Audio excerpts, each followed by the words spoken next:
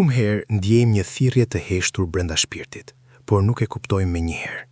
Është një ndjesi që nuk mund të shpjegohet, një zë që prek zemrën pa fjalë. Ky është momenti kur Zoti të flet, jo me zhurmë, por me një butësi që i prek vetëm ata që janë të gatshëm për të dëgjuar. Thirrja nuk është gjithmonë e dukshme. Ajo shpesh vjen kur je në qetësi, kur çdo zhurmë tjetër është heshtur dhe mendimi yt është i pastër. Shpirti ndjen një urgjencë të brendshme, një presim të butë që thotë se nuk ka kohë për të shtyrë më tej.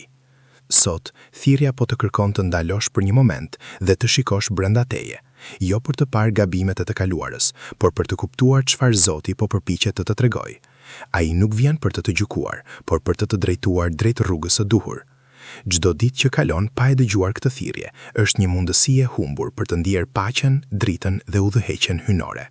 Mos e injoro zemrën që po rreh më shpejt, shpirti që po të tregon se diçka duhet të ndryshojë.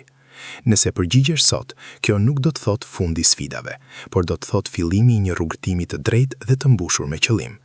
Nesër mund të jetë vonë, por sot thirrja është e gjallë.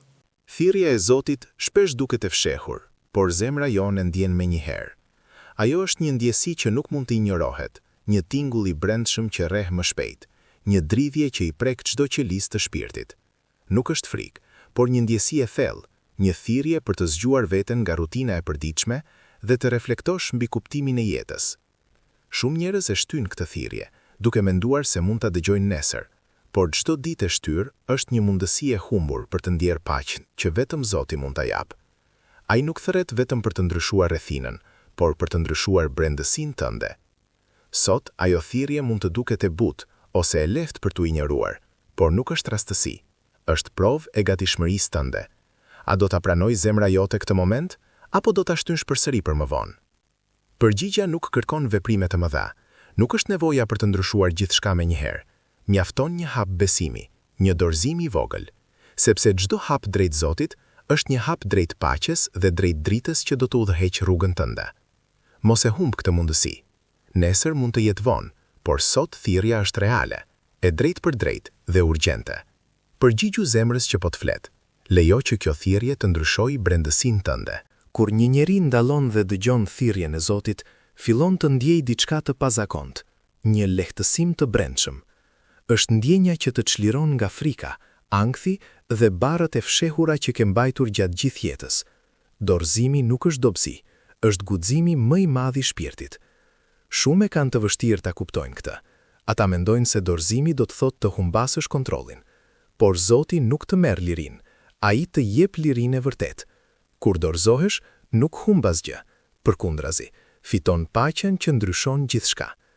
Sot ai të thërret për një hap të vogël besimi, një moment lutjeje, një mendim i përkushtuar, një veprim që tregon se je i gatshëm të ndjekësh rrugën e tij. Nuk është e rëndësishme se sa e vogël duket, çdo hap drejt Zotit ka forcë të madhe. Nesër mund të jetë vonë, sepse çdo moment që e shtyn dorëzimin, rritet pesha e barrës brenda shpirtit. Por sot thirrja është e gjallë dhe fuqia e saj mund të prek çdo qelisë të ekzistencës tënde. Dorëzimi është çelësi që hap portën e bekimeve hyjnore. Kur zemja të hapet, drita e Zotit hyn brenda dhe gjithçka fillon të marrë kuptim. Drejtimi, qëllimi dhe paqja e brendshme. Mos e injoro këtë thirrje, ajo është më e fortë se çdo frikë që ke ndjer. Kur thirrja e Zotit prek shpirtin, ajo sjell një dritë të brendshme që fillon të ndriçojë çdo cep të mendimeve dhe emocioneve. Nuk është një shkëlqim i jashtëm, është një ngrohje që vjen nga zemra, duke shpërndar errësirën e frikës, ankthit dhe dyshimeve.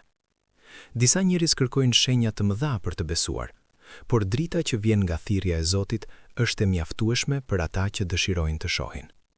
Ajo është qetësia brenda stuhisë, udhëzimi brenda konfuzionit dhe shpresa brenda dëshpërimit. Sot, kjo dritë mund të duket e butë, por ka fuqi të madhe.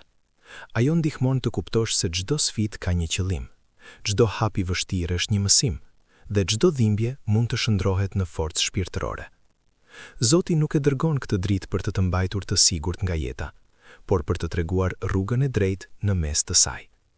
Nesër mund të jetë vonë, sepse shpirtit mund t'i humbas durimi dhe shpresa nëse nuk e pranon këtë dritë tani. Por sot, çdo ndjesi e brendshme që të thotë ky është momenti, është një dhuratë hyjnore që nuk duhet të injorohet. Drita që hyn në zemër nuk ndryshon vetëm perceptimin tënë. Ajo fillon të ndikojë mbi çdo marrëdhënie, çdo vendim dhe çdo hap që bën. Ajo shndrit rrugën tënde, duke të dhënë fuqinë të ecësh me guxim dhe besim. Mos e shty këtë moment. Lejo që drita e Zotit të prekë sot. Thirrja e Zotit nuk qëndron vetëm në mendime apo ndjenja. Ajo kërkon veprim. Besimi që nuk manifestohet nuk ka forcë të plotë. Ai është si një dritë që nuk e ndriçon asnjë cep të errësirës. Sot mund të duket e lehtë të thuash do t'i përgjigjem, por veprimi kërkon guxim. Mund të jetë një fjalë e mirë për dikën në nevojë, një vendim për të ndjekur drejtimin që ndjen brenda zemrës, ose thjesht të ulesh në heshtje dhe të lutesh me gjithë shpirtin.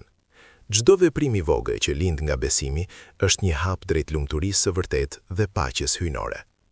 Nesër mund të jetë vonë, sepse momenti për të treguar besimin tënd nuk pret. Por sot, çdo hap që bën me zemër të hapur krijon një rrugë të re që mund të ndryshojë gjithçka. Zoti nuk kërkon përsosmëri. Ai kërkon sinqeritet dhe gatishmëri për të vepruar sipas thirrjes së tij. Kur besimi kthehet në veprim, drita hyjnore nuk mbretet vetëm brenda shpirtit tënd. Ajo fillon të prek botën rreth teje, duke ndriçuar të tjerët dhe duke shëruar zemra të tjera.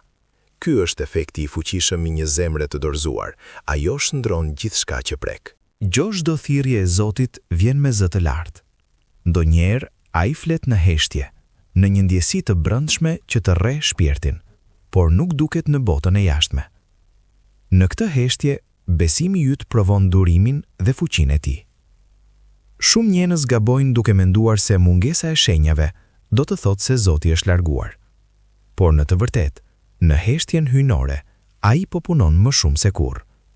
Ai rregullon rrugët, mbron shpirtin dhe përgatit momentin kur çdo gjë do të bëhet e qartë. Sot, kur ndjen heshtjen brenda vetes, mos u tremb. Kjo është koha për të qëndruar i fortë, për të besuar dhe për të mos ikur nga ajo që ndjen. Çdo lutje e heshtur, çdo reflektim i sinqert, është një hap drejt realizimit të thirrjes tënde hyjnore. Nesër mund të jetë vonë për të kuptuar rëndësinë e këtyre momenteve, por sot çdo çast i heshtur ka kuptim dhe mund të shndërrohet në një dritë të fuqishme që të udhëheq. Heshtja nuk është mungesë, është një provë që vetëm zemrat e gatshme mund ta kuptojnë. Kur e përqafon, ajo hap derën e bekimeve, që nuk mund të shihen menjëherë, por do të ndihen me gjithë shpirtin.